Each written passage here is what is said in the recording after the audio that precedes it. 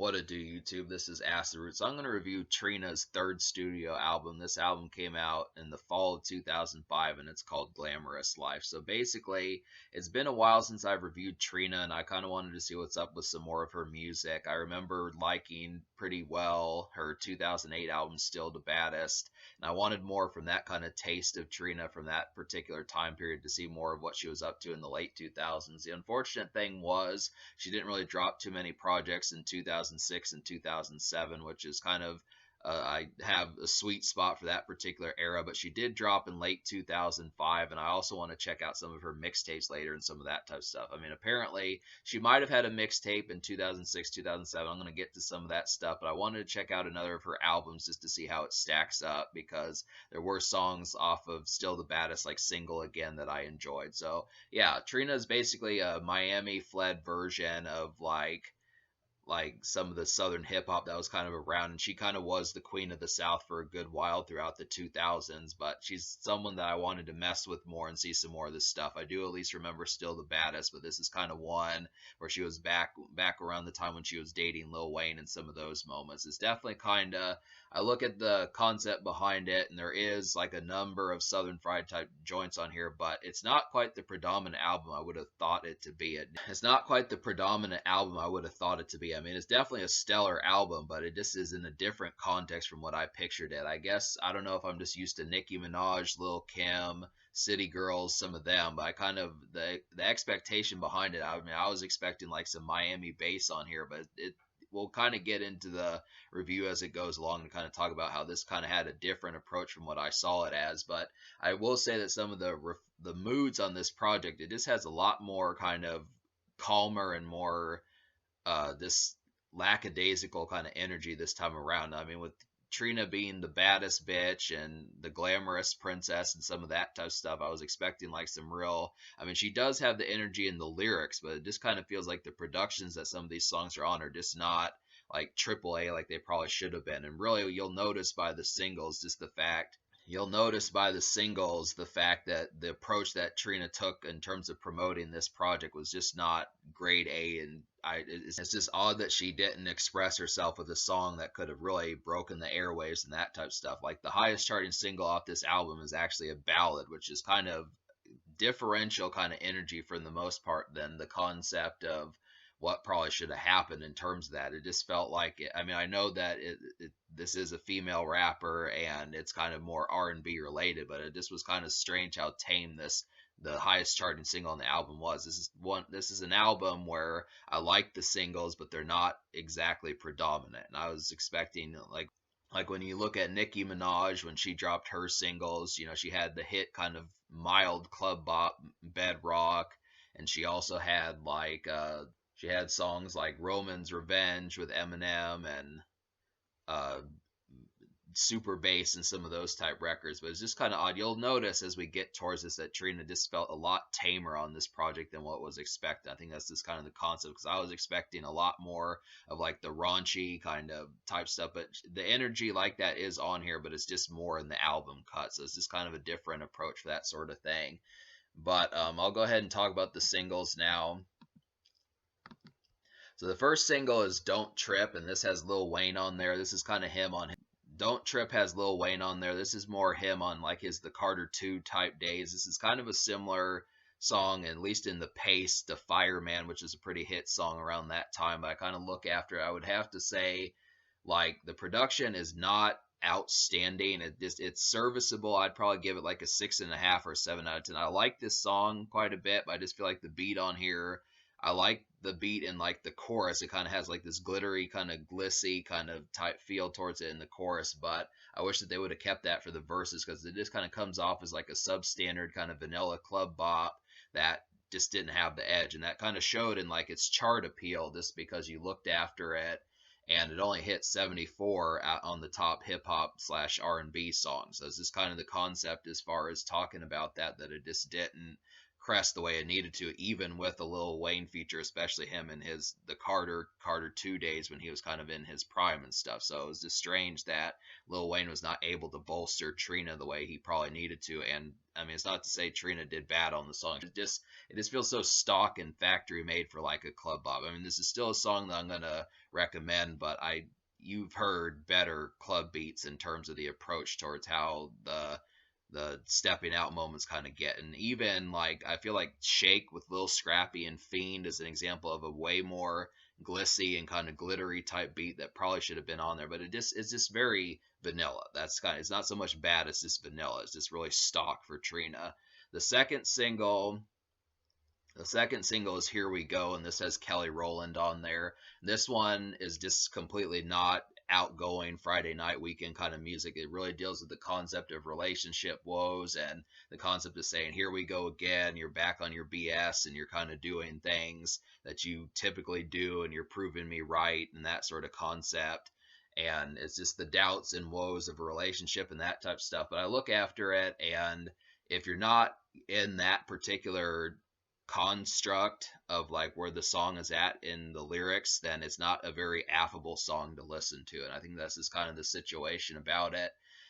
It's a relationship song and it has its perks, but it just depending. I mean, you could play it in the concept of trying to be, if you can be on the contrary and play this song to showcase the fact that you're not going to do such a thing, but it just doesn't really have much assurance beyond just playing that song unless it's some sort of relationship frugalness that's kind of going on. So that's just kind of the thing. But I mean, just to kind of be contrary, you can play the song if you're really not having those problems. But other than those remote kind of two things, there's not an overabundance to really play this. But it was a pretty popular song. It was the highest charting single off this album from Trina, and it just worked pretty well. But it's just very lambent kind of energy and just overall tame. Like I said, a lot of the stuff on this album kind of is.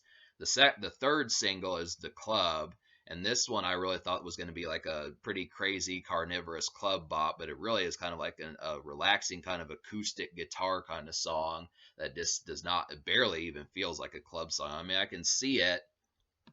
It's just kind of a lot more of like a relaxed, just kind of concentrating where it's not so much the ferocious kind of gotta get the girl kind of energy, but it's just kind of more in like the sense of just kind of kicking back with the girl and just kind of a little bit more longing in the club. It just kind of feels a little bit maybe a little bit more romantic of a club type number where it's not quite as ferocious like, oh, I want to fuck this bitch and that type stuff, but it just kind of has a different kind of altitude. It's just a more romantic kind of club song. But Manny Fresh worked well on the hook. He did a pretty good job with that. It was kind of exaggerated, but I liked it. It was just kind of the concept, and Trina just was kind of more in a relaxed tone, so it doesn't have the energy of Don't Trip, and it's a little bit more perky than Here We Go with Kelly Rowland. But these are both 2 out of 3 of the singles on here just had a different kind of energy, and it's just strange because Trina was like 26, 27 when this album came out, so it's just kind of, you would think that she would have had like a little bit more. I mean, because really she had 2 albums before this, and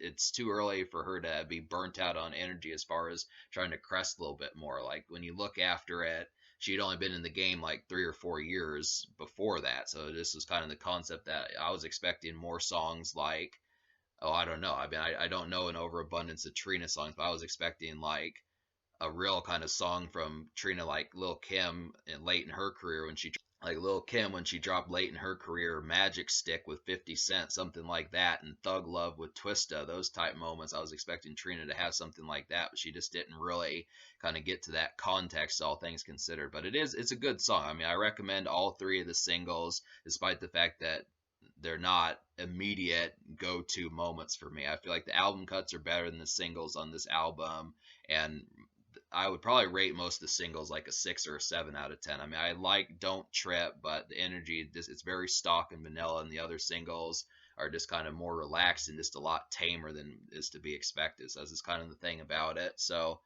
But I'm gonna go ahead and recommend the 7 songs out of 13 to you, so you can see what I'm talking about here. So those 7 songs would be Don't Trip, It's Your B-Day, Shake, Samo, The Club, Reach Out, and the almost song was Here We Go.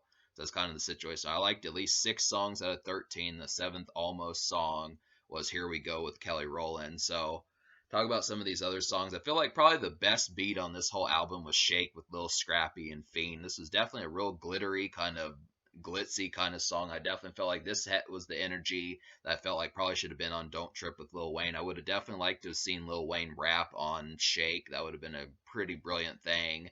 But I do like the energy. Trina just carries this song by herself. Lil Scrappy is not really on the song. He just does some ad libs. So that's a nice touch that he at least did that. But this is probably one of the best songs on the album. Definitely should have been a single. This would have worked pretty well for Trina. And Samo is another kind of pretty ritzy kind of club bop also. This one kind of has a little bit more ferocious energy. This one's more of a booty shaker, ass shaker kind of song. Almost would say a twerking kind of song. This is a dance club song. This is not just a club song like Don't Trip, but this is actually kind of like a twerk song, kind of vanilla, or not vanilla, but just a pretty solid dance club song. I still like the beat on Shake more than Samo, but I do like the kind of I do like the synthy kind of thumping energy of like Samo. It's definitely a nice like money throwing song and kind of nice dance club kind of song, I would say. It's just a good one for that. A real clever one from Trina was "Reach Out." This is kind of more of like a coolin' at the house kind of song. This kind of chatting on the phone with some chick, that sort of thing. Kind of looking after the concept of just not so much. This one's not, "Reach Out" is not necessarily a club type song and a stepping out weekend kind of driving around, cruising around, going places kind of song, but it's just kind of more at the house and a more relaxed kind of just cooling with the chick on the phone, that type of stuff, kind of spitting game, laying game flat, that type of stuff that kind of works. It's pretty clever just because you can kind of hear the phone little ketone. You can hear like the little phone ketone things on like the song. It's just a real kind of phony kind of not phony, but phone-ish kind of song. It just has a lot of this song has a lot to do with telephones and that sort of thing. "It's Your B-Day" is a real clever one. This is another one that's not a stepping out song either, but this is one that's a perfect house party song. It's interesting that Trina kind of did this. I'm glad that we got a house party song from Trina because this is kind of one, or if you're not just going out and having drinks and that sort of thing, but you're just kind of more kicking it at the crib, talking with some chick on the couch, some of those type moments, kind of with like music blasting. And "It's Your B-Day" is kind of a smooth kind of song. It just really has that kind of boppish kind of energy towards it. This really comes off as like a quick little social kind of song, this real kind of socializing, hamming it up kind of song. This for stepping out, or not for stepping out, but music blasting, party going, that sort of stuff. Have a red plastic cup in your hand, some of those type moments. It's a nice one for that. "It's Your B-Days." It's a real clever song. I like the concept behind it. Jazzy Faye did a nice production on here and contributed to the song well. Yeah, I would say that that takes care of it. So to talk about some of the songs I didn't enjoy, like there were some really bad beats on here in some cases. Like I feel like "I Got It" with Rick Ross is a real kind of plotting and just kind of awkward beat. I don't know how many folks would want to get turned up to that one. I was kind of disappointed that, I mean, Rick Ross collaborates often enough with Trina, so I was expecting a better collaboration than this one. This was not a good look for showcasing Rick Ross, who hadn't put out an album yet. And "So Fresh" with Plies was kind of an awkward one too. I mean, I at least like the kind of differential production, but it just was not a heavy hitter. It just really did not do the job of kind of being a thumper or trying to convey Plies in a good way either. It just did not have like the aspects about it, and I didn't like the approach. Dre from Cool and Dre is on here 2 times. I like Samo, that was a nice one, but Lil Mama was kind of a more relaxed kind of more kind of song similar to "Here We Go" and that type of stuff, and it wasn't quite as appealing. "Throw It Back" with Deuce Poppy was kind of an awkward one, and yeah, "Throw It Back" with Deuce Poppy was kind of an awkward one. It just felt kind of meager, and just the production was not up to snuff at all. "Sexy Girl" with Snoop Dogg was just kind of a newfangled version of Lottie Dottie, but just was kind of awkward in there. Just "Sexy Girl" with Snoop Dogg and and Money Mark Diglo is just kind of an awkward one. I like the kind of smooth productions, but it just probably could have been on a better song with Snoop Dogg and that type of stuff. I probably would have preferred to have had him on like something with a little bit more tinge. He probably needed to be on a song like "The Club" with Manny Fresh, or like Reach Out. I think Snoop Dogg would have done well on a song like Reach Out or Samo, something like that. He just needed to be on a quicker tempo. It was just kind of odd to get Snoop Dogg on a kind of more kind of down tempo kind of song. And I mean, that might have been like the more pimp game type Snoop Dogg, but it just did not come off as a very interesting gesture as far as that kind of went. But I'm gonna give this album me liking 6.5 songs out of 13. I'm gonna go ahead and give this album like a 6 out of 10. I think that's pretty rock solid for what it is. I mean, there's some definite joints on here, but the whole thing about this album is there's not really any predominant must-haves about this project. I mean, I feel like Shake is definitely an excellent one, and I do like Shake is definitely an excellent one, and I do like Don't Trip, and Reach Out's pretty clever, but there's really not any 8.5 out of 10, 9 out of 10, 10 out of 10 songs that I'm like, damn, I need this album. And that's kind of the concept. I don't own this album, but just to kind of say, as far as trying to pick out something that's just absolutely like a must have, it just does not really deliver that in spades. Like, there's at least some good moments on here, and there are some good songs, but they're not quite as ferocious as far as like the concept of just being wholesomely kind of infectious, and that's just kind of the thing. This really contagious kind of songs. It's just kind of, it's too bad about that. This is a good album, but it just is kind of more plain good. It's not necessarily exuberantly good as much as it's kind of a kind of you know, it's nice, but you know, it's just not exuberantly bombastic. So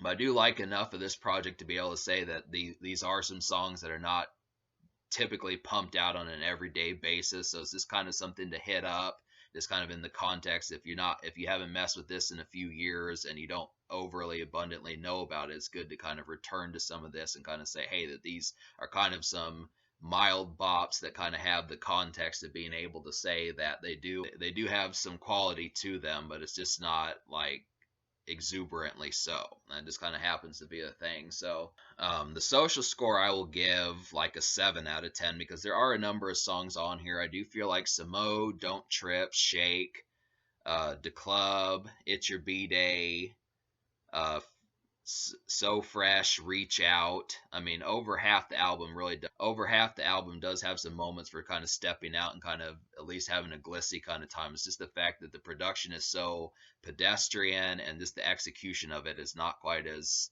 laced up as it needs to be. And that's really too bad for Trina, because she's as voluptuous as she is. You would think that she would have nailed some of these situations better, but that's kind of the situation. So I will give it a 7, better than the actual score for the album. But I think you'll just notice that this is not like kind of grade A type stuff, and this is not grade A stuff in that sort of context. But in terms of the future, Trina's been kind of quiet for a while. I mean, she kind of takes breaks here and there throughout some of these. Like I said, between this album and Still the Baddest was a 3-year gap.